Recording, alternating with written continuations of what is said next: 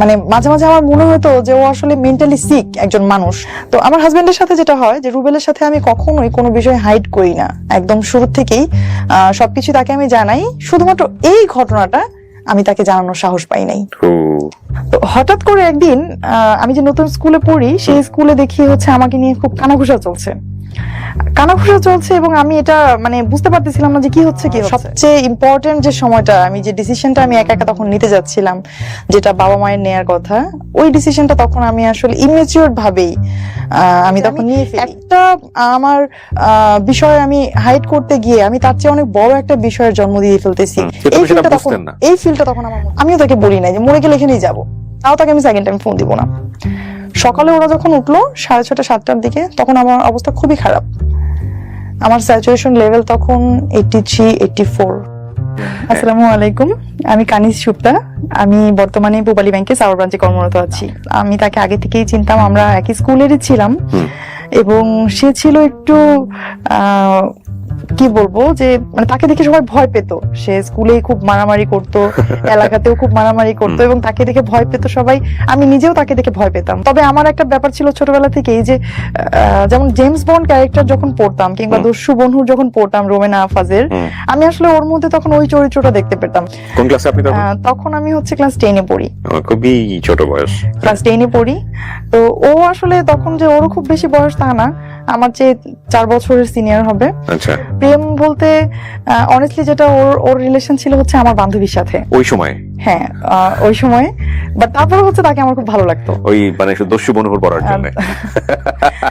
আমার মনে হয় যে এথিক্যাল জায়গাটা আসলে বোঝারও বয়স না, ওটা খুব ছোট অল্প বয়স, যাকে চোখে দেখি তাকেই ভালো লাগে এরকম একটা বয়স। হ্যাঁ, বয়স একটা ব্যাপার ছিল। তারপর কিছুটা যদি আসলে পজিটিভলি দেখি ওর প্রতি, যে প্রেম ছিল ঠিকই, কিন্তু প্রেমের কোনো এক্সট্রিম লেভেল ছিল না। ওই মাঝে মাঝে একটু দেখা সাক্ষাৎ করতো, আমিই তো থাকতাম পাশে, কথা বলতেছে আমি তো থাকতাম পাশে। আমাকে বান্ধবীর পাশে আপনিই থাকতেন? হ্যাঁ, আমাকে আইসক্রিম কিনে দিত, চকলেট কিনে দিত। ওকে। তো মানে আমার মাঝে মাঝে মনে হতো যে এই চকলেটটা তো আমি বায়াসড হয়ে পাচ্ছি বান্ধবীর মাধ্যমে, এটা তো কেন আমার ডিরেক্টলি আসছে না আমার কাছে? ডিরেক্টলি আসবে, এটা তো যখন আমি ভাবলাম বা শুনলাম ভালোই লাগতেছিল। তো তখন একটা ভালো লাগা আসলে তৈরি হয়ে যায়। আর ঠিক সেই সময়ই আমি যখন ক্লাস 10-এ পড়ি, তখন আমার বাবা যখন বুঝতে পারে যে আসলে না, এটা মানা করার পরেও আবার একটা পজিটিভ একটা সম্পর্কে তাদের চলে যাচ্ছে, আমার মেয়েকে তাহলে আর এখানে রাখা যাবে না। এমনিতেই হচ্ছে সাধারণত ক্লাস 10-এ কখনো স্কুল চেঞ্জ করা খুবই টাফ একটা ব্যাপার, রেজিস্ট্রেশন চেঞ্জ করার একটা ব্যাপার থাকে। তো তারপরেও আমার বাবা কি করলেন, আমার বাবা ওই স্কুল থেকে আমাকে নিয়ে গেলেন হচ্ছে অন্য একটা স্কুলে। মানে সেম স্কুলে ও পড়তো? হ্যাঁ, সেম স্কুলে ও ছিল। স্কুলে থাকে কিভাবে? স্কুলে না, সেম স্কুলে বলতে হচ্ছে ও আমার সিনিয়র, বাট আমার মাত্র 1 ক্লাস উপরে পড়তো। ওরা তখন এসএসসি এক্সাম দিবে। ও আচ্ছা আচ্ছা, ঠিক আছে। বয়সে গ্যাপ আছে কিন্তু ক্লাস 1 ক্লাস উপরে পড়তো। কিন্তু আপনার হচ্ছে যেটা বান্ধবী সরে গেল, এটা জানার পরে নাকি? না, আসলে ওর সাথে শুধু বান্ধবী না, ওর সাথে স্কুলে অনেক মেয়েরই সম্পর্ক ছিল, সবই আস্তে আস্তে শেষ হয়ে গেছে। এটা কি আপনি কাট আপ করে দিয়েছেন নাকি? না, আমি কোনো কিছুই কাট আপ করি নাই। সম্পর্কগুলো এরকম যে 1 মাস 2 মাস থাকতো, তারপর হচ্ছে আবার শেষ হয়ে যেত। ওকে, এরকম। এটাও আপনার ভালো লাগতো? এটাও আমার ভালো লাগতো, আমি এগুলো সবই জানতাম। অন্য স্কুলে নিয়ে যাওয়ার পর এইটা ছিল হচ্ছে সত্যিকার অর্থে যে মনের ভেতর থেকে প্রেমের অনুভূতি, যেটা ডিস্টেন্স যখন তৈরি হয়ে গেল, আমি তাকে দেখছি না, তখন আমার মনে হচ্ছিল আমি তো এখন নাই। আমি স্কুলে থাকলে তো দেখতে পারতাম সে কার সাথে কথা বলছে, সে কার সাথে কি করছে। হ্যাঁ, আমি সবকিছুই দেখতে পারতাম। আমি কিন্তু আসলে তখনও তার সাথে আমার কোনো প্রপোজাল দিয়ে যে প্রেম, যেটা সেটা হয় নাই। ওই সাইড থেকে কি কোনো নকটক ছিল যে না তোমাকে আমার ভালো লাগে? ওর থেকেও ছিল না। তো এতদিন যেটা ঘটতেছিল, এতদিন হচ্ছে ফ্যামিলি চাচ্ছিল যে কোনো ভাবে সেটা বন্ধ হয়ে যায়, এবং তখন পর্যন্ত কিন্তু আমার মধ্যে কোনো অনুভূতি ছিল না। বাট ফ্যামিলি যখন এটা বাদ দিয়ে দিল চিন্তা করা, আমার মধ্যে আসলে এটা তখন থেকে কাজ করা শুরু করছিল।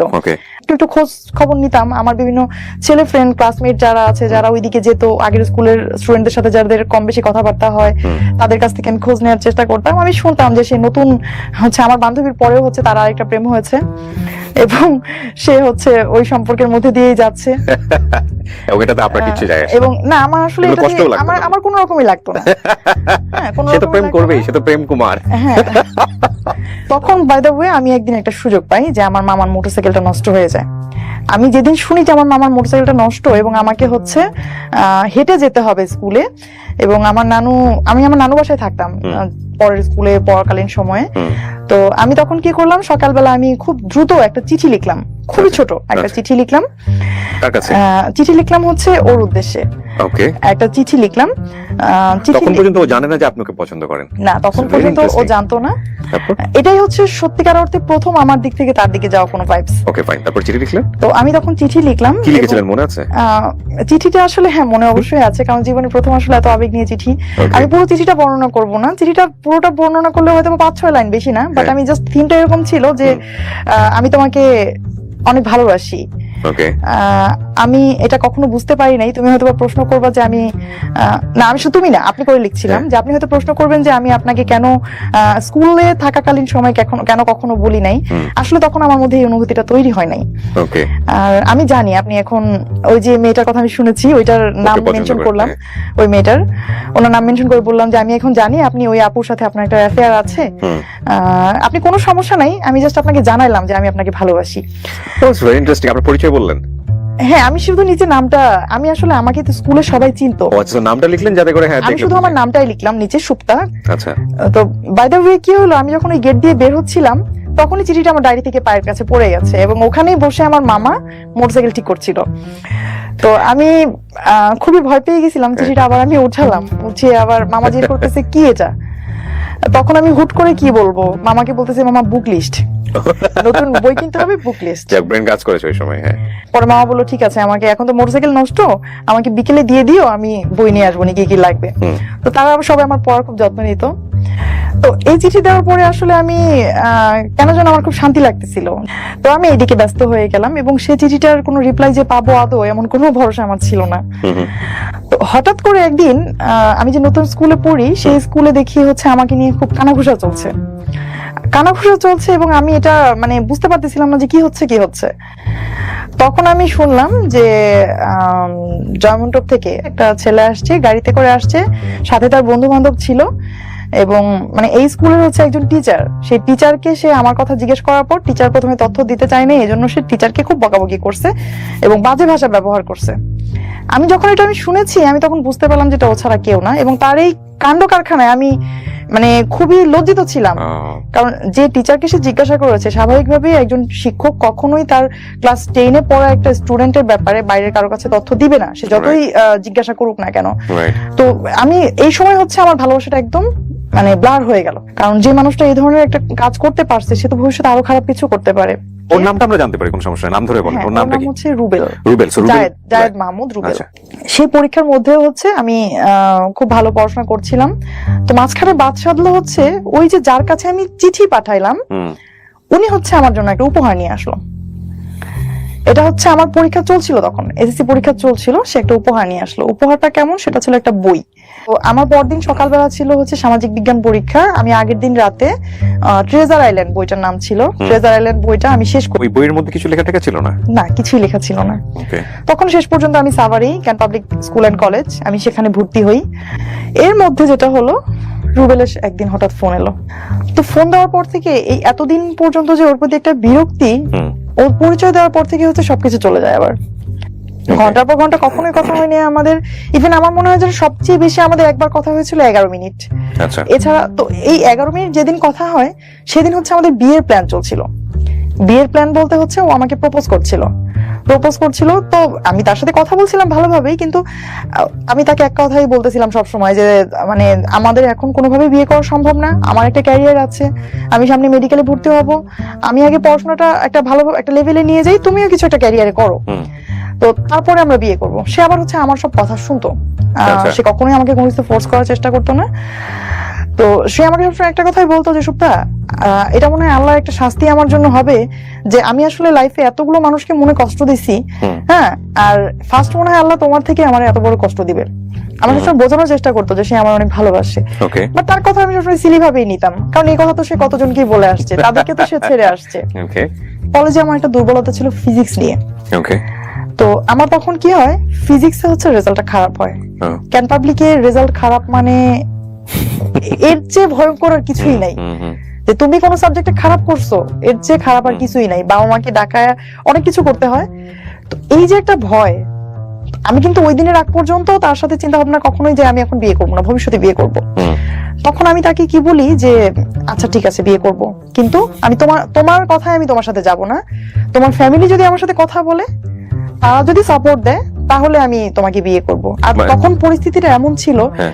যে আমার একটা পার্সোনাল একটা কি বলবো নিজের একটা ক্যারিয়ার তৈরি হচ্ছিল, ওই সময় আমার বাবা আমাকে কোনোভাবেই বিয়ে দিবে না। না, কিন্তু আমার কথা হচ্ছে যে আপনি ফিজিক্সে খারাপ করার পরে ডিসিশনটা কেন নিলেন? এখন যদি আমি আমার বাবা মাকে বলি আমার প্রতি যে আমার বাবা মা আত্মীয় স্বজনের যে একটা এক্সপেকটেশন এটা নষ্ট হয়ে যাবে, আমার প্রতি তাদের একটা ধারণা খারাপ হয়ে যাবে, এই লজ্জা আমি কোথায় রাখবো? এই লজ্জাটা আমি কোথায় রাখবো? তখন আমার কি হয় যে আমি তখন ওরে বলি যে ঠিক আছে চলো আমরা বিয়ে করি। মানে বিয়ে করবো, লেখাপড়া বাদ দিয়ে দিব? না, তাহলে ফিজিক্সের রিকভারিটা কিভাবে হবে? আমি শেষ করি। ওকে, বল প্লিজ। পড়বো, হ্যাঁ। বাট পরবর্তীতে অন্য কোথাও পড়বো। হ্যাঁ, ও। অন্য কোথাও পড়বো, আরো ভালোভাবে লাগলে আমি একই আর গ্যাপ দিয়ে দিব, মানে তারপর আমি আমার বাবার সামনে দাঁড়াবো না। ফাইন। সো বিষয়টা এরকম ছিল যে আসলে এই ফিজিক্সের খারাপটা আসলে অন্য কোনো ভাবে ডাইভার্ট হবে শুধুমাত্র বিয়ের রিজনে, যে না আমি বিয়ে করে ফেলেছি দ্যাটস ওয়াই আমি 1 বছর গ্যাপ, কিন্তু আসলে তো রিজন হচ্ছে ফিজিক্স। এক্স্যাক্টলি। Okay, fine. এটা কিন্তু এখন পর্যন্ত মনে হয় এই প্রোগ্রামটা দেখার পরে আমার বাবা জানবে। তার আগ পর্যন্ত জানতো না। এই ঘটনা কিন্তু আমার বাবা এখনো জানে না যে আমার সেই সময় ফার্স্ট ইয়ারের থেকে সেকেন্ড ইয়ারে ওঠার সময় আমি ফিজিক্স একটা সাবজেক্ট আমি ফেল করি। ওকে, এটা আমার বাবা এখনো জানে না। ফিজিক্সে ফেল করে আপনি কেমিস্ট্রিতে ঢুকে গিয়েছেন। হ্যাঁ, তখন আমাদের মধ্যে খুব ভালো একটা কেমিস্ট্রি তৈরি হয়ে যাচ্ছিল। ওকে, কিন্তু বিষয়টা আসলে কিন্তু সত্যি যে ওই সময়ের আগ পর্যন্ত তার সাথে যে কথা বলছিলাম, আমি ফোন দেওয়ার পর থেকে 1 মাস হয়ে গেছে প্রায় কথা বলছিলাম, আমার মধ্যে তখন একবারও কাজ করে নাই হ্যাঁ আমি বিয়ে করব। তখন আমার মধ্যে একটা ওই এরকম ভাব চলে আসছিল যে এই হলে হলো, না হলে আমরা না বলি হলো। Failure is the pillar of success. তো ওই সময় যেটা ছিল যে আসলে failure is the pillar of marriage. তখন এটা কিন্তু বাংলাদেশে অনেক মেয়েদের ক্ষেত্রেই এটা হয়। এটা হয়। হ্যাঁ, failure is the pillar of marriage. Okay, হ্যাঁ বলেন প্লিজ। কিন্তু আমি আসলে যদিও ফিজিক্সে খারাপ এটা ও করেছিলাম, জানতো যে আমি ফিজিক্সের কারণে তোমাকে লাইফে নিচ্ছি, মানে ও ফিজিক্স জানতো। চেঞ্জ করতেছি? ও জানতো। জানতো। ও জানতো। ওকে, এর মধ্যে আবার ওকে বললাম যে তুমি এক কাজ করো, তুমি একটু আমার বাসায় একটা মানে প্রপোজাল আবার পাঠিয়ে দেখো বাবা কি বলে। তখন ওদের বাসা থেকে সেকেন্ড টাইম একটা প্রপোজাল যায়, আমার বাবা ডিনাই করে দেয়। আর ডিনাই করার পর হচ্ছে তখন আমি আরো ভয় পেয়ে যাই যে কয়েকদিন পরেই তো আমার রেজাল্টের কথা জেনে যাবে, বিয়েটাও তো দিল না, এখন কি হবে? তখন আমরা সিদ্ধান্ত নিলাম যে হ্যাঁ আমরা বিয়ে করব। কিন্তু ওই যে কিছুক্ষণ আগে আমি বলছিলাম যে আমাদের বিয়েটা আসলে লাভ এবং ফ্যামিলি দুইটার কম্বিনেশন কেন, যে লাভটাও কিন্তু তখন খুব বেশি এক্সট্রিম লেভেলের তা না, মাত্র 1 মাস ধরে কথাবার্তা হচ্ছে আমাদের। আর ফ্যামিলি বললাম এই কারণে যে আমার বিয়েতে একটা পরিবার ছিল, তো তখন হচ্ছে ওর ভাই আমার সাথে আসে, ওর ভাই বলতে ওর বড় 2 ভাই। আমি কিন্তু ওর সাথে যাইনি। আমি যখন বাসা থেকে যেদিন বের হয়ে গেলাম এবং আমি যখন চলে গেলাম, এটা একটু ইন্টারেস্টিং, হুট করেই জাস্ট একদিন আগে আমার বার্থডে ছিল 2 তারিখ, মে মাসের 2 তারিখে আমার বার্থডে ছিল। তো বার্থডেতে আমি আমার বাড়িতে আসি, আসার পর আমি আমার মার কাছ থেকে আমার সার্টিফিকেট গুলো নিয়ে নিই। এতদিন পর্যন্ত কিন্তু সবকিছু আমার মায়ের কাছেই ছিল আলমারিতে। তা আমার তো ভেতরে একটা অপরাধবোধ কাজ করছিলই যে আমি চলে যাব, কিন্তু যাওয়ার পর তো আমার ফিউচারটাকে আমার সাজাতে হবে, আর সার্টিফিকেট গুলো আমার তখন জরুরি। আর আমার তখন একটা এরকম ছিল ভেতরে যে আমার যদি এরকম আমি চলে যাই, সেক্ষেত্রে হচ্ছে যে আমার বাবা মা কখনোই আমাকে আর মেনে নিবে না। আর এদিক থেকে ও প্রস্তুতি রেখেছিল যে না ঠিক হ্যাঁ, আছে? ও মেন্টালি প্রস্তুত ছিল এবং ও তার ফ্যামিলিকে জানাচ্ছিল এবং তার ফ্যামিলি সবাই খুব খুশি ছিল। ওকে, সবাই খুব খুশি ছিল। তো যেটা হয়েছে যে আমি প্রথমে আমার মার কাছ থেকে এগুলো নিলাম, এবং সবসময় যে আমি বিদায় নেই, এবারে বিদায় নেওয়াটা ছিল একটু ভিন্ন রকম, কারণ ওরা জানতো না, আমি তো জানতাম যে আমি চলে যাচ্ছি। এটাই আমার বাসায় আমার শেষ দিন। তখন আমার ছোট ভাইটা জন্ম হয়েছে ততদিনে। আমার ছোট ভাইটা তখন ছোট, 4 বছর 4.5 বছর বয়স হবে ওর। তো আমি আমার ছোট ভাইকে খুব আদর করে ওকে হচ্ছে কিছু চকলেট কিনে দিয়ে আসি আসার সময়, ওকে অনেকক্ষণ ধরে আদর করি। তখন আমার আম্মু বলতেছে যে আবার না আসবা সামনের সপ্তাহে, এত দেরি করলে হবে, তাড়াতাড়ি যাও। আমাদের হচ্ছে সাভারে একটা জায়গায় আমার বাবা আমাকে থাকার অ্যারেঞ্জ করেছিল। ওখানে থেকে আপনি পড়তেন? আপনার ফ্যামিলি থাকতো মানিকগঞ্জে? আমার ফ্যামিলি মানিকগঞ্জে সিঙ্গারে থাকতো। তো আমি আবার প্রতি সপ্তাহে যেতাম সেখানে। আচ্ছা। ওই মাঝখানে 2-3 দিনে হচ্ছে এটা নিয়ে কথা হচ্ছিল যে কোথায় কি করব, এবং আমি সবসময় বলতেছিলাম যে দেখো আমি 1 কাপড়ে আসবো, হ্যাঁ তুমি কিছু করো না, আমি যদি কোনো কিছু এভাবে নিয়ে আসি বাসা থেকে তাহলে সবাই বলবে যে আমি আমার এই টাকা পয়সা দিয়ে বা আমার অর্নামেন্টস সেল করে তুমি হচ্ছে তোমার মতো করে চলতেছো। ও তখন বলছে হ্যাঁ ঠিক আছে, তোমার কিছু আনতে হবে না, শুধু তুমি আসো। তখন হচ্ছে যে সে আমাকে বলার পর এটা একটা মজার ব্যাপার যে আমি বড় একটা ব্যাগ গোছাই। বড় কেমন, ব্যাগ ভর্তি হচ্ছে আমার যত গল্পের বই উপন্যাস যত কিছু আমার আছে, যাদেরকে আমি খুব ভালোবাসি পরিবারের মতোই। আমি সেই ব্যাগ ভর্তি করে আমার একাডেমিক বই, গল্পের বই, সবকিছু সার্টিফিকেট নিয়ে যাই। ইন এ ওয়ান ড্রেস, আমি যে ড্রেসটা পরেছিলাম তখন ও আর আমার শ্রদ্ধেয় বড় 2 ভাসুর আছেন আমার, তারা 2 জন, এই 3 জন এবং ওর আপন মামা, তারা 3 জন আসেন। এসে হচ্ছে তখন আমার বাসার সামনে এসে গাড়ি রাখেন। আমি সাভারে যে বাসায় থাকতাম, আর ওই যে ফ্ল্যাটে যাদের সাথে আমি থাকতাম ওই ভাবি তখন বেডরুমে ঘুমাচ্ছিলেন, আর রুবেল তখন জাস্ট ফ্ল্যাটে ঢুকে আমার যে ব্যাগটা ছিল ওটা তো আমি ক্যারি করতে পারতাম না, অনেক ওয়েট ছিল, বড় ব্যাগ। তখন সে শুধু ওই ব্যাগটা নিয়ে ও নিচে চলে যায়, আর আমি আমার মতো অ্যাজ ইউজুয়াল যেভাবে বের হওয়ার কথা ওইভাবে আমি বের হয়ে চলে যাই, একদম সিম্পলি। হাতে শুধু ফোনটা ছিল। তখন হচ্ছে গাড়িতে ওঠার পর ফোনটা আমি সুইচ অফ করে দিই। তো এই হচ্ছে আসলে কি বলবো, আমার লাইফের সবচেয়ে ইম্পর্টেন্ট যে সময়টা, আমি যে ডিসিশনটা আমি একা একা তখন নিতে যাচ্ছিলাম, যেটা বাবা মায়ের নেয়ার কথা, ওই ডিসিশনটা তখন আমি আসলে ইমেচিউর ভাবেই আমি তখন নিয়ে ফেলি। আমার পরীক্ষার রেজাল্ট খারাপ করব এটা বললে বাবা মা কষ্ট পাবে, এই যে ভয়টা, আসলে ওই ভয়টা থেকে তখন আমার বের হয়ে আসা উচিত ছিল। কারণ আমি যদি ওরকম বলতে পারতাম, হয়তো আমার বাবা একদিন যেতেন টিচারের সাথে কথা বলতেন, এর চেয়ে বেশি কিছু হতো না। হয়তো আমার লাইফের অ্যাটলিস্ট একটা বছর নষ্ট হতো না। যে ডিসিশনটা আমি নিয়েছিলাম একটা বছর পরে আমি আবার নতুন কোনো ইয়েতে ভর্তি হব, সেখানে ভালো পড়াশোনা করব, এই ফিল্ডটা ঢাকে। বাট একটা ওই যে একটা কথা আছে না, যে জ্বলন্ত চুলা থেকে গরম তেলের মধ্যে লাফ দেয়া, বা গরম তেল থেকে জ্বলন্ত চুলায় লাফ দেয়া, এরকম একটা ব্যাপার ছিল যে আমি একটা আমার বিষয় আমি হাইড করতে গিয়ে আমি তার চেয়ে অনেক বড় একটা বিষয়ের জন্ম দিয়ে ফেলতেছি। এই ফিলটা তখন আমার মধ্যে ছিল না। তো যেটা হলো যে অ্যাজ ইউজুয়াল আমাদের বিয়ে হয়ে গেল কোর্টে, আর তখন আমার বয়স ছিল মাত্র 14+। ইন্টারে পড়ছেন আপনি, 14+ হওয়ার কথা না তো? হ্যাঁ, 14+ বললাম এই কারণে যে আমি হচ্ছে যখন স্কুলে ভর্তি হই সেটা ছিল আমার অনলি 3 ইয়ার্স, ক্লাস 1 এ ভর্তি হই যখন আমি। ও, সার্টিফিকেটও কি আপনার 14+ই ছিল? হ্যাঁ, সার্টিফিকেট আমার 14+ ছিল। আমাকে দেখে কেউ বুঝতো না, কারণ ছোটবেলা থেকে আমি একটু ওভাল কি ছিলাম, লম্বা ছিলাম, বুঝতো না। আর আমার ভাসুর আবার আরেকটা কাজ করেছিলেন, উনি একটা এফিডেভিট করেছিলেন আমার এইজের, যেটা হচ্ছে বয়স বাড়িয়ে, এবং 24 ছিল তখন এইজে, সেটা ইয়াতে ওই এফিডেভিট অনুসারে। তখন আমাকে তখন খোঁজাখুঁজি চলছিল। আমি অলরেডি কিন্তু ওদের বাসায়, যে আমি কোর্ট থেকে অলরেডি বিয়ে করে চলে এসেছি, খোঁজাখুঁজি চলছিল, এবং আমি তো খুব ভয় পেয়ে গেছি। তারা আমার সাথে যতই যোগাযোগ করতে চেষ্টা করছিল, আমি কারোর সাথে কথা বলবো না, ফোনে আমি কারোর সাথে কথা বলবো না, যা কথা বলার তোমরা বলো। আমার হাজবেন্ডকে বলছিলাম যে যা কথা বলার তোমরা বলো, আমি কোনো কথা বলবো না। আমি কথা বললে তো আমাকে জিজ্ঞাসা করবে, যে এরকম কিছু করার আগে তো একবার বলতে পারতাম। তো তাদের সাথে হচ্ছে আমাদের ওই ঘটনার পর থেকে বাবা মার সাথে প্রায় 6 মান্থ আমার কোনো কথাবার্তা কোনো কিছুই হয় নাই, এবং আমার শ্বশুরবাড়িতেই হচ্ছে আমি ধীরে ধীরে অ্যাডজাস্টমেন্টে চলে যাই। আচ্ছা। এবং এরপর ফার্স্ট অবস্ট্রাগলটা যেখানে আসে, যাদেরকে আমি ডিপেন্ড করে আমি ওই বাড়িতে যাই, আমার ভাসুরা যারা আছেন তারা হ্যাপি যে ছোট ভাই বিয়ে করেছে, বউ পেয়েছি, এই পর্যন্তই তাদের দায়িত্ব। বাট আমার ফিউচার, আমার ক্যারিয়ার তৈরি কিন্তু তাদের দায়িত্বের মধ্যে পড়ে না। স্বাভাবিকভাবেই তারা কোনো কিছু না করলেও তাদেরকে ফোর্স করতে পারবো না। এদিকে তখন রুবেলও তো হচ্ছে কোনো আয় করতো না, স্বাভাবিকভাবেই একটা তখন দেখা যাচ্ছে খুব ছোট যদি কোনো নিডও হতো, যে 50 টাকা 100 টাকা নিডের কথা হলেও হচ্ছে কাউকে না কাউকে বলতে হতো যে এই জিনিসটা আমার লাগবে। তো এই জিনিসটা খুব আমার ভেতরে কাজ করতো, যে আমার নিজেকে খুব ছোট মনে হতো, যে কারণ এইরকম সিচুয়েশনে তো কখনো পড়ি নাই। ফার্স্ট টাইম ইউ রিয়ালাইজ না, রিয়েল লাইফটা রিয়ালাইজ করতেছেন। তখন হচ্ছে প্রথম আমার মনে হলো যে না, আসলে তো এটা খুব জরুরি ছিল যে একটা কিছু করে একটা ফিনান্সিয়াল সাপোর্ট তৈরি করে বিয়েটা করা। ফার্স্ট ধাক্কাটা আসে হচ্ছে আমার পড়াশোনা নতুন করে শুরু করায়, কলেজ চেঞ্জ। যে আমাকে তো ওই কলেজে তো আমি আসলে নতুন করে পড়ার কোনো সুযোগ ছিল না, কারণ আপনি তো জানেন ক্যান পাবলিকে হচ্ছে ম্যারিড হলে হচ্ছে খুব টাফ। আর আমি যেহেতু আনম্যারিড অবস্থায় ভর্তি হয়েছিলাম, তারপর আমি পড়াশোনা করতে পারতাম হাইড করে, যদি হচ্ছে আমার ওই ফিলটা না আসতো। এখন তো হচ্ছে আমার হাজবেন্ডকে আমি শো করতে পারবো না আমি যদি আনম্যারিড হয়ে ওখানে পড়াশোনা করতে যাই, আর বাবা মার সাথে তো কোনো সম্পর্কই নাই, সুতরাং আমি তো ক্যান পাবলিকে পড়তে পারবো না। তখন এনিহাউ আমি নতুন একটা কলেজে ভর্তির সিদ্ধান্ত নেই। সিদ্ধান্ত নেওয়ার পর তখন কলেজে ভর্তিতে আসলে খুব বেশি টাকা লাগতো না, বর্তমান সময়ের পরিপ্রেক্ষিতে খুব বেশি টাকা লাগতো না। বাট ওই টাকাটাই তখন ওই মুহূর্তে আমার জন্য খুব টাফ হয়ে গিয়েছিল, যে টাকাটা আমাকে কে দিবে। তখন হচ্ছে আমার ভাসুরদেরকে হচ্ছে আমার হাজবেন্ড বোঝায় যে ঠিক আছে, অ্যাটলিস্ট ওকে ইন্টারমিডিয়েট পর্যন্ত পড়াও, ইন্টারমিডিয়েটটা পাস করুক, তারপরে দরকার হলে ও একটা প্রাইমারিতে ঢুকে যাবে বা কোথাও ঢুকে যাবে।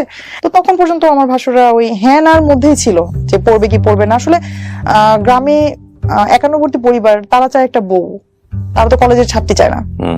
এটা খুব স্বাভাবিক যে তাদের দরকার বউ। তো বউ পড়াশোনা করবে এটা আসলে তাদের জন্য খুব অনেক দূরের চিন্তা। আর এটা আমাদের গ্রামে কখনো হয় না যে একটা বাড়ির বউ পড়াশোনা করে, কারণ মেয়েরাই পড়াশোনা করে না কেউ ভালোভাবে ওই সময়।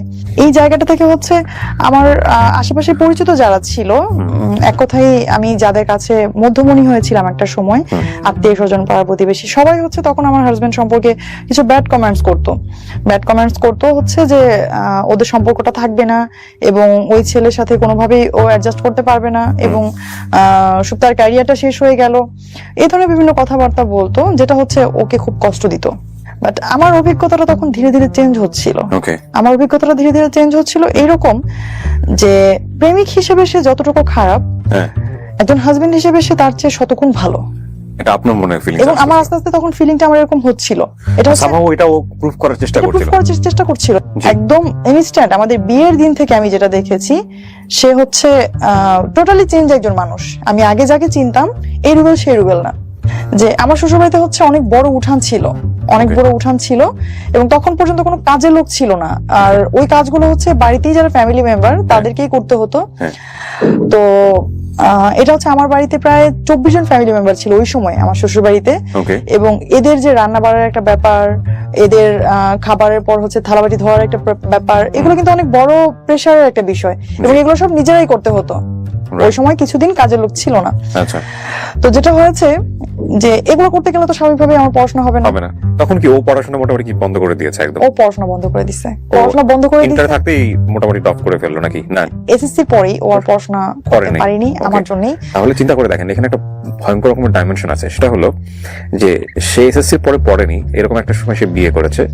এই বাসাতে পড়াশোনার কালচারটা মেয়েদের ক্ষেত্রে সাধারণত বাংলাদেশ সামাজিকতা যেরকম হয় গ্রাম বাংলাতে ওরকমই, যে বাড়ির বউ এত পড়াশোনা করে কি করবে। আবার এখানে আরেকটা কমপ্লেক্সিটি গ্রো করার একটা ব্যাপার আছে, সেটা হচ্ছে হাজবেন্ড এসএসসি পড়ার পড়াশোনা করছে না, মেয়ে তখন ইন্টারমিডিয়েটে পড়ছে এবং তাকে আবার ইকোনমিকের একটা ব্যাপার স্যাপার আছে যে সে যে সায়েন্সে পড়তো সে সায়েন্সের সাবজেক্টগুলো প্রাইভেট পড়াতে পারবে না।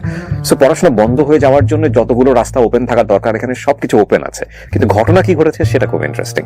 এবং আপনারা কিছুটা বুঝতেই পারছেন, কারণ উনি এখন পূবালী ব্যাংকে আছে, তার মানে উনি নিশ্চয়ই পড়াশোনা করেছে। গল্প আমাদের শেখানো না, গল্প আরো অন্য জায়গাতে, একটু মনোযোগ দিয়ে শুনতে হবে। বলেন প্লিজ। এবং বিয়ের পরে যে ফিনান্সিয়ালি ক্রাইসিসটা চলে আসে, তখন এমন একটা পর্যায়ে চলে আসে যে হয় হচ্ছে ওর এসএসসি পরীক্ষার এক্সামগুলোতে অ্যাটেন্ড করার জন্য টাকা জমা দিতে হবে, অথবা আমার কলেজে ভর্তি হতে হবে। সে বলে যে দেখো আমি তো ভালো স্টুডেন্ট না বেশি, আমি হয়তো পড়াশোনা করবো কোনো রকম, আমার পড়াশোনাটা চলতে থাকবে, বাট তুমি তো ভালো স্টুডেন্ট, তুমি তোমার পড়াশোনাটা চালায় যাও।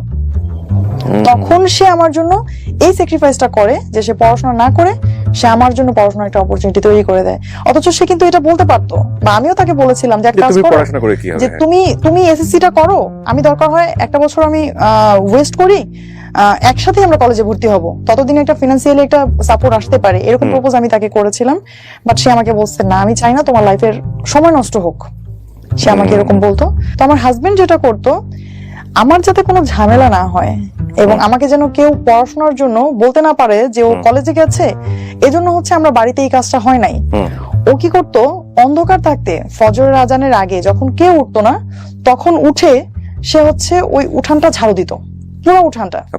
আমার হাজবেন্ড যে হচ্ছে সারা জীবন স্কুলে মেয়েদের পিছনে ঘুরেছে, যে হচ্ছে স্টেজে গান গেয়েছে, হ্যাঁ মারামারি করেছে, মানুষ তাকে দেখে ভয় পেত, সে এইরকম কাজ করতো আমার জন্য, যে কেউ দেখার আগে, যখন কেউ না দেখতো তখন হচ্ছে সে পুরো উঠানটা ঝাড়ু দিত। এবং সেই উঠানটাও কিন্তু অনেক বড়, প্রায় 45% জায়গার উপর আমাদের বাড়ি, চতুর্দিকে দোতলা এবং মাঝখানে অনেক বড় উঠান। এবং সেই উঠানটা অনেক বড়, এক কথাই সেই উঠানটা বুঝবেন 1 বিঘার প্রায় 1.5 বিঘার কাছাকাছি। এই উঠানটা ঝাড়ু দিতেও প্রায় 25 থেকে 30 মিনিট লেগে যায় স্পিডে ঝাড়ু দিলেও। তো সেই কাজটা সে করতো, আসলে অনেকটা স্কুলের মতোই দেখতে, চতুর্দিক থেকে দোতলা, হ্যাঁ চতুর্দিকে, এবং ডিজাইনটা অনেকটা স্কুলের মতোই, যে কোনো রুমের সাথে কোনো অ্যাটাচড বাথরুম নাই, একদম প্রত্যেকটা লাইনের শেষে হচ্ছে ওয়াশরুম, পুরোনো আমলে জমিদার বাড়ির মতো একটা। তো ওদের কিন্তু ফ্যামিলি ওয়েলদি ছিল, 1.5 বিঘা জমির উপর বাড়ি হলে ওয়েলদি হওয়ার কথা, এবং গ্রাম অঞ্চলে। কিন্তু ও হচ্ছে স্যাক্রিফাইস গুলো করতো, কারণ হচ্ছে ওর পার্সোনাল কোনো ইনকাম ছিল না, এটা ওর মধ্যে খুব কাজ করতো, যে এটা নিয়ে যেন কেউ কিছু কখনো বলতে না পারে। তো সে যখন ওই উঠানটা ঝাড়ু দিত, এমনও হয়েছে কখনো যে আমি ঘুমিয়ে আছি, আমি জানি না সে যে উঠান ঝাড়ু দিচ্ছে, আমি জানি না। তো সে হচ্ছে এগুলো করতো, করে সকালে যদি কেউ জিজ্ঞেস করতো কে করছে, বলতো যে সুপ্তা কলেজে যাওয়ার আগে এগুলো সব শেষ করে গেছে। ওই যে বললাম যে আমি যখন স্কুলে ওকে চিনতাম যে সময়টাতে, সে সময়টাতে ছিল হিরোর মতো, কল্পনায় হিরোর মতো, তার স্টাইল ছিল অন্যরকম। হিরো এখন বাসন মাজছে, তার হিরো এখন উঠান ঝাড়ু দিচ্ছে। C this is the chance. এবং এগুলো কিন্তু সংসার জীবনে খুবই গুরুত্বপূর্ণ। কেন বলছি, একটু সামনের দিকে যখন আমরা যাবো তখন বুঝবো আর কি। Ghibli ball please. কলেজে আসতে হচ্ছে মানিকগঞ্জ থেকে সাভারে জার্নি করে, আমি তখন কনসিভ করেছি। আর ওই সময়টাতে হচ্ছে জার্নিতে একটা প্রবলেম ছিল। আমাদের সিঙ্গার রোডে যারা মানিকগঞ্জবাসী যারা, তারা জানেন যে আমাদের সিঙ্গারের যে রোডটা, এটা কি পরিমাণ ভাঙা ছিল যে পুরো গাড়িটা একটা ভাইব্রেশন মুডে। আমি তখন হচ্ছে কলেজে আসতাম প্রতিদিন। তখন সে একটা সময় তার ব্যবসার পাশাপাশি সে কি করলো, সে একটা বাইক নিল। সে হচ্ছে আমাকে, এটা আমার জন্যই নেয়া, তার মানে ঠিকমতো পৌঁছে দেওয়ার জন্য। এবং সে বাইকটা নিয়ে শুধুমাত্র হচ্ছে আমাকে কলেজে পৌঁছে দিয়ে সে কলেজের বাইরেই দাঁড়িয়ে থাকতো। কেন, যে তাকে যদি আবার ফেরত যেতে হয় এই 15-20 মাইল জায়গা, সে যদি আবার যায়, তার বাইকে একটা তেল খরচ হবে অতিরিক্ত, আবার আমাকে আনতে হবে, আরেকবার তেলটা খরচ হবে। তখন সে কি করতো, ওইখানেই বসে থাকতো। তার কিন্তু নিজেরও তখন একটু ব্যবসা শুরু হয়েছে, সে ওইখানেও তার প্রচুর থাকা দরকার, তার কোনো কর্মচারী ছিল না, সবাই জানতো, কিন্তু ও হচ্ছে কখনো ফিজিক্যালি কারোর সাথে পরিচয় হতো না। এটা একদম মানে আমার আরো খারাপ লাগতো যে আমার কোনো বান্ধবী, বন্ধু, কোনো টিচার, কারোর সাথে তুমি কেন পরিচয় হও না। ওর একই কথা যে তুমি দয়া করে আমাকে কারোর সঙ্গে পরিচয় করাই দিবা না, পরিচয় করার যখন সময় হবে তখন আমিই বলবো হ্যাঁ আমাকে তুমি পরিচয় করাই দাও। তো সে তখনও যাইতো না। দেখা যাচ্ছে আমার টিচারও দাঁড়ায় আছে, সে দূরে দাঁড়ায় আছে, আমি তার সামনে কথা বলতাম না, কারণ হচ্ছে যে মানা করছিল যে তাকে যেন আমি কারোর সামনে প্রেজেন্ট না করি। টিচারটা চলে যাচ্ছে, তারপর আমি আবার তার বাইকে চলে যেতাম। মানে জাস্ট একটা গাছের তলায় মেইন রোডের পাড়ে সারাদিন গাড়ি যাচ্ছে, ধুলো যাচ্ছে, সে ওখানেই বসে আছে। আমি তাকে বলতাম মাঝে মাঝে যে পাশে নদী আছে, তুমি তো একটু ওদিকে ঘুরে আসলেও পারো। তো সে বলতো না, আমার ঘুরতে ভালো লাগে না, আমার বসে থাকতে ভালো লাগে। একটা মানুষ, আপনি চিন্তা করেন আপনি কতক্ষণ বসে থাকতে পারবেন, কয়দিন বসে থাকতে পারবেন। সে আমার প্রেগনেন্সির পুরো সময়টা সে হচ্ছে ওখানে বসে থাকতো। ইভেন বিলিভ করবেন না, একদম ছোট একটা বাচ্চাদের মতো, যে একটা মা যেমন তার সন্তানের পেন্সিল আছে কিনা, রাবার আছে কিনা, প্লে নার্সারিতে পড়ুয়া একটা বাচ্চার খেয়াল রাখে, ওই বাচ্চার কিন্তু কোনোদিন এটা ভাবতে হয় না আমার পেন্সিল নাই, আমার কলম নাই। ইভেন স্টিল আমি যখন সেই সময়টাতে পড়াশোনা করতাম, আমার কোনোদিন এটা মানে ওকে বলতে হয় নাই যে আমার একটা পেন্সিল লাগবে, একটা জ্যামিতি বক্স লাগবে, একটা খাতা লাগবে। সে সবকিছু চেক করে সময়ের আগে সে সবকিছু নিয়ে আসতো আমার জন্য। তো আমার হাজবেন্ড হচ্ছে আমাকে কখনো পরীক্ষার হল থেকে বের হয়ে কখনো জিজ্ঞেস করতো না আমাকে যে তোমার এক্সাম কেমন হয়েছে। আমি ওকে বলতাম যে আমি যে পরীক্ষা দিচ্ছি তোমার তো কোনো ফিল নাই। পরে বলতেছে কেন? আমি বলি আমি ফেল করলে তোমার কিছু আসে যায় না, পাস করলেও কিছু আসে যায় না। পরে বলি এরকম কেন বলতেছো? পরে আমি বলি যে এই যে আমি পরীক্ষা দিয়ে বের হই, তোমার কি কখনো মানে জানতে ইচ্ছা হয় না যে আমার পরীক্ষাটা কেমন হয়েছে? তখন সে আমার উত্তর দিল একদিন যে কষ্ট তো আমি করছি, এজন্য আমি জানি ফলাফল ভালো হবে। আমার ছেলেটার জন্য মা ছিলাম আমরা দুইজনই ধরতে গেলে। আমি হচ্ছে ওর বায়োলজিক্যাল মা, আর আমার হাজবেন্ড ছিল হচ্ছে ওর মেন্টালি বা ফিজিক্যালি বাবা। ও আসলে মায়ের দায়িত্বটাই পালন করতো, যে ওকে খাওয়ানো থেকে শুরু করে ওর যে ক্লিনিং এর একটা ব্যাপার থাকে, ওকে গোসল করানো থেকে শুরু করে। এখন হয়তো অডিয়েন্সরা অনেকেই ভাবতে পারে যে ও হয়তো কিছু করতো না এই জন্য এটা করছে, আসলে তখন কিন্তু ও কিছু করতো। ওর নিজের বিজনেস দাঁড়িয়ে গেছে এবং সেখানে ওকে, ওর বিজনেস বলতে হচ্ছে ওর একটা খামার ছিল, এবং সেই খামারও কিন্তু ওকে অনেক পরিশ্রম করতে হতো। প্রচুর পরিশ্রম করতে হয় খামারে। প্রচুর পরিশ্রম ছিল। ওর একটা মুরগির খামার ছিল, প্রচুর পরিশ্রম করতে, প্রায় 2500 মুরগির একটা খামার ছিল, এবং 2500 মুরগির টেক কেয়ার ও একা করতো। ওর কোনো হেল্পিং হ্যান্ড ছিল না। মানে পুরোটাই প্যারাডাইম শিফট বলে যেটাকে, মানে ইউ টার্ন নেয়া, যে এরকম মানে শীষ দেওয়া রোমিও যার অনেকগুলো ব্যাকগ্রাউন্ড, ওখান থেকে পুরোপুরি একদম মানে 100% টার্ন করে একেবারে ফ্যামিলি ম্যান মানে কি, মানে একদম এ ক্লাস পাওয়া ফ্যামিলি ম্যান, যদি ওনার কথা আমরা বিলিভ করি। ওকে বলেন তারপর। মানে মাঝে মাঝে আমার মনে হতো যে ও আসলে মেন্টালি সিক একজন মানুষ, তা না হলে আসলে এইভাবে কেউ বাচ্চার টেক কেয়ার করতে পারে না। মানে বাচ্চার ব্যাপারে সে এত বেশি কনসাস ছিল যে বাইরে কেউ আসলে সে বাচ্চাকে মানে তার কোলে দিতে ইতস্তত বোধ করা, যে দেখা যাচ্ছে আত্মীয় স্বজন আসছে বা গ্রামে তো এরকম থাকে যে ছোট বাচ্চাকে কেউ কোলে নিচ্ছে বা আসছে, সে দিত না। আবার সে আরেকটা কাজ করতো, যে আমি যখন হসপিটাল থেকে আমাকে বাসায় নেওয়া হয় বাচ্চার বার্থের পর, তো ওই অবস্থায় তো আসলে ছেলে মানুষ সাধারণত বাচ্চাদেরকে কোলেই নিতে একটু মানে হিমশিম খেয়ে যায়। তো আর এমনিতে তো ন্যাচারালি গ্রামে একটা বিলিফ থেকে যায় যে 40 দিন পর্যন্ত বাচ্চাকে কোথাও বের করা হয় না। আর সে যেটা করতো, ওই হসপিটাল থেকে আনার 2-1 দিন পরে, অর্থাৎ আমার বাচ্চার বয়স যখন 7 থেকে 8 দিন, তখন সে আমার বাচ্চাকে নিয়ে ঘুরতে যেত বাইরে। সে কোলে করে ড্রেস পরিয়ে সে ঘুরতে নিয়ে যেত বাইরে, এবং বাইরে সবাইকে নিয়ে দেখাতো যেটা আমার ছেলে। ডেকে এটা ডেকে কিন্তু ওই দেখাতো। বয়সে একটা লজ্জা পাওয়ার ব্যাপার। এক্স্যাক্টলি, আমি এটাই বলতেছি যে সাধারণত এতটুকু মানুষ বাবা হয়েছে, এটা তো আসলে সে আরো একটু হাইড করে রাখে Hide করে স্বাভাবিকভাবে। তখন হচ্ছে আমি আইনে ভর্তি হই। Law-তে? হ্যাঁ, আমি লতে অনার্স করার জন্য ভর্তি হই হচ্ছে প্রাইম বিশ্ববিদ্যালয়ে। ওকে, আমি বাসায় না থাকলে সে টেক কেয়ার করতো। আবার বেশিরভাগ সময় হচ্ছে আমার বাচ্চাটাকে যেটা করতাম অনার্সে পড়াকালীন সময়ে, যে আমার বাবার বাড়িতে তখন একটু একটু সম্পর্ক ভালো হয়েছে তাদের সাথে, যে তাদের কাছে আমার বাচ্চাটাকে আমি দিয়ে আসতাম সকালবেলা আমার ইউনিভার্সিটিতে যাওয়ার পথেই। আমি তখনও সেই মানিকগঞ্জ থেকেই মিরপুরে এসে ক্লাস করতাম প্রতিদিন। প্রাইম ইউনিভার্সিটিতে? মানে আমার জার্নির সময়টা আসলে শেষ হয় নাই, জার্নিটা চলছেই। মাঝে মাঝে এমন হয়েছে যে বাসে আমি আসছি, আসার আগে আমি আমার বাবার বাড়িতে কাউকে ফোন করে বললাম যে আমি আসতেছি, তোমরা একটু স্ট্যান্ডে দাঁড়াও, আমার ক্লাসে লেট হয়ে যাবে। ওরা হচ্ছে আসতো স্ট্যান্ডে এবং ওই জানলা দিয়ে হচ্ছে আমি আমার বাচ্চাটাকে নামিয়ে দিতাম।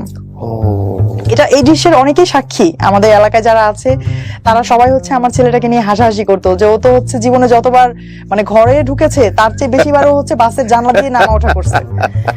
Sir, you never give up. একটা মানে মজার বিষয় হচ্ছে যে এত স্ট্রাগলের মধ্য দিয়েও এই ভদ্রমহিলা কোনো গিভ আপ করেন নাই নিজেকে, যে না আমি ঠিক আছে বাচ্চা হয়েছে কিন্তু আমি লেখাপড়া থেকে সরে যাবো, বাট নট লাইক দিস। লেখাপড়া থেকে সরে নাই, এবং নিশ্চয়ই লাইফে একটা এম ছিল। লতে পড়ছিলেন কেন আপনি? জি, আমি আইন বিষয়ে পড়াশোনা করছিলাম হচ্ছে, আমি সবসময় বিচারক হওয়ার স্বপ্ন দেখতাম, আমি এখনো Okay. দেখি সেটা। ওকে, ফাইন, লেটস কন্টিনিউ। তারপর ওকে, আমার একটা কোশ্চেন চলে আসছে, মানে কোশ্চেনের আনসারটা তো সবারই জানা। দেখেন, আপনার হাজবেন্ড ইন্টারমিডিয়েট পাস করে নাই, এসএসসিও করেনি, এসএসসিও পাস করে নাই, সে আপনাকে এতদূর পর্যন্ত পড়তে দিল? এটা আমাদের সামাজিকতার জায়গা থেকে এই প্রশ্নটা। কখনো কোনো কোশ্চেন করেনি নাকি ইন্সপায়ার করেছে? আমার হাজবেন্ড আসলে শুরু থেকে যেটা করেছে যে ও আমার জন্য সবসময় ইন্সপিরেশন ছিল, সব সময়। আমার কখনো কোনো একটা মুহূর্তের জন্য মনে হয় নাই যে ও আমাকে কোনো একটা জায়গা থেকে একটু একটা ইনফিরিয়রিটি কমপ্লেক্স ভোগে না, যে ভোগে না, অনেকে কিন্তু ভোগে। সি, আমাদের সমাজটা কেমন, আমাদের সমাজে বিয়ে করতে গেলেও দেখা হয় যে ওয়াইফের উচ্চতা হাজবেন্ডের উচ্চতা থেকে কম কিনা। যদি এটাও একটু বড় হয়ে যায়, ওটাকে স্বাভাবিক চোখে দেখা হয় না। এবং এটা শুধু গেল চোখের দেখা। আপনি যদি আসেন এবার এই পড়াশোনা বা ক্যারিয়ার, এমন একটা জব করছে হাজবেন্ড যেটাতে হাজবেন্ড কম ইনকাম করে ওয়াইফের জায়গা থেকে, কিংবা আপনার এডুকেশনের দিক থেকে হচ্ছে ওয়াইফের চেয়ে পেছানো, এই বিষয়গুলো কিন্তু আমাদের সামাজিক দৃষ্টিকোণ থেকে অনেক বড় ব্যাপার, অনেক বড় এবং ব্যাপার, সংসারও অনেক কিন্তু প্রশ্ন অনেক করে। ধরনের কমপ্লেক্সিটি গ্রো করে। আপনার ক্ষেত্রে এরকম কোনো কিছু হয় নাই? আসলে আমাদের ক্ষেত্রে কখনো এরকম কেন হয়নি যে ওই যে পড়াশোনা না করার যে বিষয়টা ওর, এটা হচ্ছে ও বলতে হয়তো বা কখনো কখনো ফিল করতো এরকম যে কারোর সামনে বলবা না, এই কারোর সামনে সেম বলবা না। প্রশ্নটা আমি ওনাকেও করব, ওনার অ্যান্সারটা আমি নিয়ে নেই, দেখি উনি কি বলে। কারোর সামনে বলবা না, বাট আমি যেটা করি একদম শুরু থেকে এখন পর্যন্ত খুব গর্ব করেই বলি আমার হাজবেন্ড পড়াশোনা করে নাই। কারণ আমি এরকম আমার অনেক বান্ধবীদেরকে দেখেছি যাদের হাজবেন্ড মাস্টার্স পাস এবং অনার্স শেষ করে ওদের বিয়ে হয়েছে, ওদের হাজবেন্ড হচ্ছে ওদেরকে পড়তে দেয়নি। পড়তে দেয় নাই। পূবালী ব্যাংকে আমি যখন জয়েন করলাম, ও যেটা বলছিলাম যে এর মধ্যে আমি 4টা ব্যাংকে পরীক্ষা দেই আর হচ্ছে আরেকটা জুডিশিয়ারিতে পরীক্ষা দিই।